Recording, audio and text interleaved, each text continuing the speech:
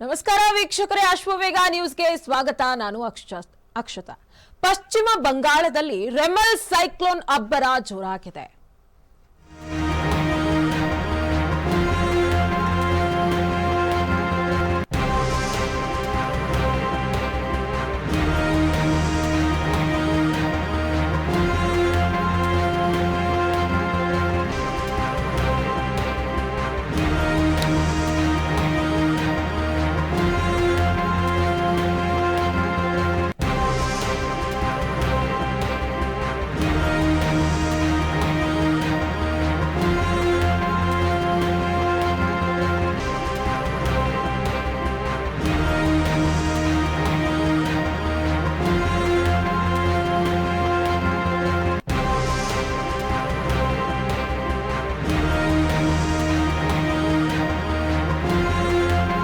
ಪಶ್ಚಿಮ ಬಂಗಾಳದಲ್ಲಿ ರೆಮಲ್ ಸೈಕ್ಲೋನ್ ಅಬ್ಬರ.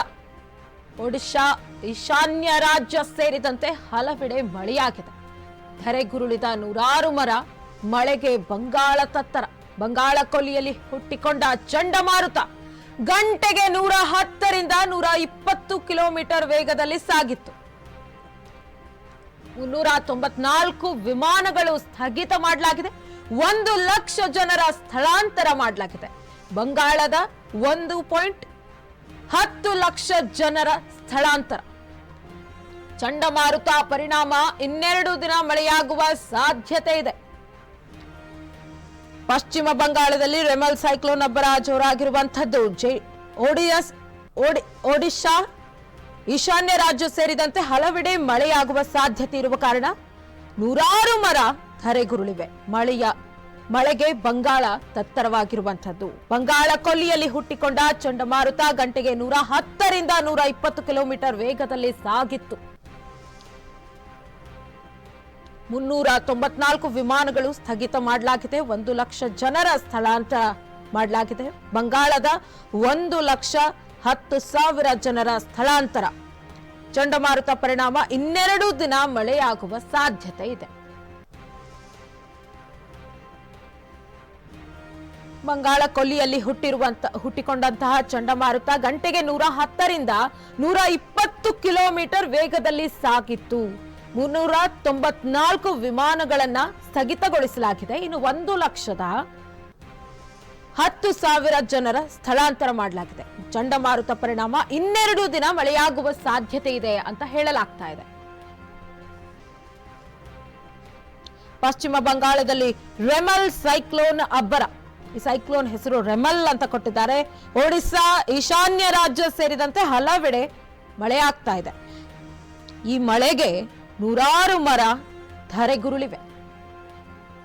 ದೃಶ್ಯಾವಳಿಗಳಲ್ಲಿ ನೋಡ್ತಾ ಇದ್ದೀರಿ ಯಾವ ರೀತಿ ಚಂಡಮಾರುತದ ಅಬ್ಬರ, ಮಳೆಯಷ್ಟು ಜೋರಾಗಿದೆ ಅನ್ನುವಂಥದ್ದನ್ನ. ಬಂಗಾಳ ಕೊಲ್ಲಿಯಲ್ಲಿ ಹುಟ್ಟಿಕೊಂಡಿರುವಂತಹ ಚಂಡಮಾರುತ ರೆಮಲ್ನ ಪರಿಣಾಮವಾಗಿ ದೃಶ್ಯಾವಳಿಗಳಲ್ಲಿ ನೋಡ್ತಾ ಇದ್ದೀರಿ. ಗಂಟೆಗೆ 110ರಿಂದ 120 ಕಿಲೋಮೀಟರ್ ವೇಗದಲ್ಲಿ ಸಾಗಿತ್ತು ಈ ಚಂಡಮಾರುತ.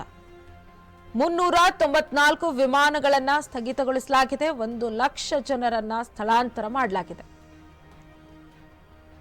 Returned from the field visit, we are all greatly relieved that no reported casualties there. The Remal cyclone is weakening, and the people of Bengal have been able to brave it with fortitude and courage. We are watching. In case there is any need for any help, Rajbhan Task Force is ready. We will all work together to see that we tide over this crisis in a very, very effective and proactive manner. I thank the entire people of West Bengal for the solidarity which is expressed as just.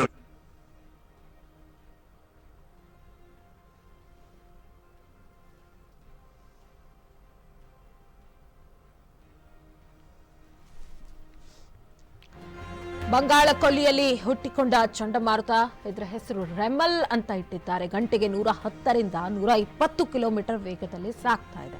394 ವಿಮಾನಗಳನ್ನು ಸ್ಥಗಿತಗೊಳಿಸಲಾಗಿದೆ. ಬನ್ನಿ ಈ ಬಗ್ಗೆ ಹೆಚ್ಚಿನ details ಅನ್ನ ಪಡೆದುಕೊಳ್ಳೋಣ. ನಮ್ಮ ಪ್ರತಿನಿಧಿ ಓಂ ಪ್ರಕಾಶ್ ಅವರಿಂದ. ಎಸ್ ಓಂ ಪ್ರಕಾಶ್, ಈ ಚಂಡಮಾರುತ ರೆಮಲ್ ಅಂತ ಹೇಳಿ ಇದರಿಂದ ಮುಂದೆ ಏನೆಲ್ಲ ಎಫೆಕ್ಟ್ಗಳಾಗಲಿದೆ, ಹಾನಿಗಳು ಎಷ್ಟಿದೆ ಅನ್ನೋದರ ಕುರಿತು ಹೇಳೋದಾದ್ರೆ ಓಂ ಪ್ರಕಾಶ್.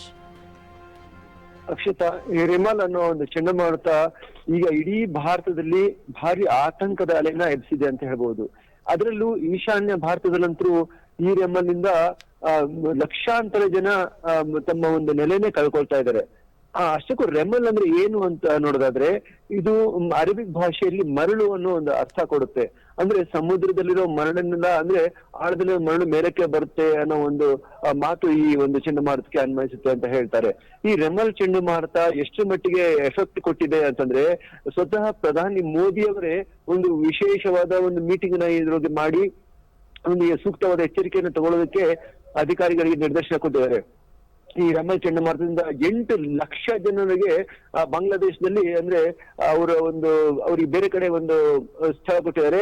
ಹಾಗೇನೆ ನಮ್ಮ ದೇಶದ ಪಶ್ಚಿಮ ಬಂಗಾಳದಲ್ಲೂ ಸಹ 1 ಲಕ್ಷಕ್ಕೂ ಅಧಿಕ ಜನರನ್ನ ಸ್ಥಳಾಂತರ ಮಾಡಿದ್ದಾರೆ. ಅಂದ್ರೆ ಅಷ್ಟು ಭೀಕರವಾಗಿ 120 ಕಿಲೋಮೀಟರ್ ವೇಗದಲ್ಲಿ ಇದು ಬೀಸ್ತಾ ಇದೆ. ಅಂದ್ರೆ ನಾವು ಅರ್ಥ ಮಾಡ್ಕೋಬಹುದು, ಯಾವುದೋ ಒಂದು ಟ್ರೈನ್, ನಮ್ಮ ಒಂದು ಫಾಸ್ಟ್ ಹೋಗೋ ಟ್ರೈನ್ ನೋಡಿದಾಗ ಅದು 80ರಿಂದ 100 ಕಿಲೋಮೀಟರ್ ಫಾಸ್ಟ್ ಹೋಗ್ಬೋದು. ಅದು 120 ಕಿಲೋಮೀಟರ್ ವೇಗದಲ್ಲಿ ಹೋಗೋ ಒಂದು ವೆಹಿಕಲ್ ನ ನೀವು ಒಂದು ನೆನಪು ಮಾಡ್ಕೊಳ್ಳಿ. ಅಂದ್ರೆ ಅಷ್ಟು ವೇಗದಲ್ಲಿ ಈ ಗಾಳಿ ಬೀಸಿದ್ರೆ, ಅಂದ್ರೆ ಎದುರುಗಡೆ ಇರೋ ಯಾವುದೇ ಒಂದು ಮರ ಇರ್ಬೋದು ಅಥವಾ ಯಾವುದೇ ವಸ್ತು ಇರ್ಬೋದು, ಯಾವ ರೀತಿ ಹಾರೋಗ್ಬೋದು, ಎಷ್ಟು ಮಟ್ಟಿಗೆ ಜನರಿಗೆ ಅದ್ರ ಮೇಲೆ ಎಫೆಕ್ಟ್ ಆಗ್ಬೋದು ಅನ್ನೋದನ್ನ ನಾವು ಊಹಿಸ್ಕೋಬಹುದು. ಹಾಗಾಗಿನೇ ಈ ಚಂಡಮಾರುತದ ಬಗ್ಗೆ ಈಗ ತೀವ್ರವಾದ ಒಂದು ಆತಂಕ ಸೃಷ್ಟಿಯಾಗಿದೆ. ಹಾಗಾಗಿ 24 ಗಂಟೆಗಳ ಕಾಲ ಈಶಾನ್ಯ ರಾಜ್ಯಗಳ ಬಹುತೇಕ ಕಡೆ ಎಲ್ಲಾ ವಿಮಾನ ನಿಲ್ದಾಣಗಳನ್ನು ಬಂದ್ ಮಾಡಲಾಗಿದೆ ಮತ್ತು ವಿಮಾನ ಹಾರಾಟಗಳನ್ನು ಸ್ಥಗಿತ ಮಾಡಲಾಗಿದೆ ಅಂತ ಹೇಳಲಾಗಿದೆ. ಅಲ್ಲಿನ ಎಲ್ಲಾ ಒಂದು ಜನಜೀವನ ಅಕ್ಷರಶಃ ಸ್ತಬ್ಧವಾಗಿದೆ ಅಂತಾನೆ ಹೇಳ್ಬೋದು ಅಕ್ಷತಾ. ಓಕೆ ಓಂ ಪ್ರಕಾಶ್, ಧನ್ಯವಾದಗಳು ತಮ್ಮೆಲ್ಲ ಮಾಹಿತಿಗಳಿಗಾಗಿ. ಇನ್ನು ಬಂಗಾಳ ಕೊಲ್ಲಿಯಲ್ಲಿ ಹುಟ್ಟಿಕೊಂಡಿರುವಂತಹ ಚಂಡಮಾರುತ ರೆಮಲ್ ಗಂಟೆಗೆ 110ರಿಂದ 120 ಕಿಲೋಮೀಟರ್ ವೇಗದಲ್ಲಿ ಸಾಗಿತ್ತು. 394 ವಿಮಾನಗಳನ್ನು ಸ್ಥಗಿತಗೊಳಿಸಲಾಗಿದೆ. 1,10,000 ಜನರ ಸ್ಥಳಾಂತರವೂ ಸಹ ಮಾಡಲಾಗಿದೆ. ಚಂಡಮಾರುತ ಪರಿಣಾಮ ಇದೀಗ 2 ದಿನ ಮಳೆಯಾಗುವ ಸಾಧ್ಯತೆ ಇದೆ ಅಂತ ಹೇಳಲಾಗ್ತಾ ಇದೆ. ಪಶ್ಚಿಮ ಬಂಗಾಳದಲ್ಲಿ ರೆಮಲ್ ಸೈಕ್ಲೋನ್ ಅಬ್ಬರ ಜೋರಾಗಿರುವಂಥದ್ದು.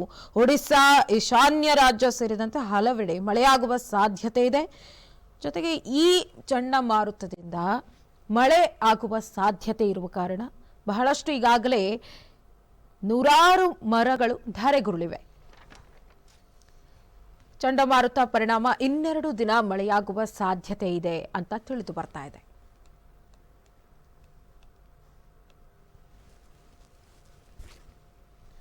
$394 ವಿಮಾನಗಳನ್ನ ಸ್ಥಗಿತಗೊಳಿಸಲಾಗಿದೆ. 1 ಲಕ್ಷ ಜನರ ಸ್ಥಳಾಂತರ ಮಾಡಲಾಗಿದೆ. ಬಂಗಾಳದ 1,10,000 ಜನರ ಸ್ಥಳಾಂತರ ಮಾಡಲಾಗಿದೆ. ಚಂಡಮಾರುತ ಪರಿಣಾಮ 2 ದಿನ ಮಳೆಯಾಗುವ ಸಾಧ್ಯತೆ ಇದೆ ಅಂತ ಹೇಳಲಾಗ್ತಾ ಇದೆ.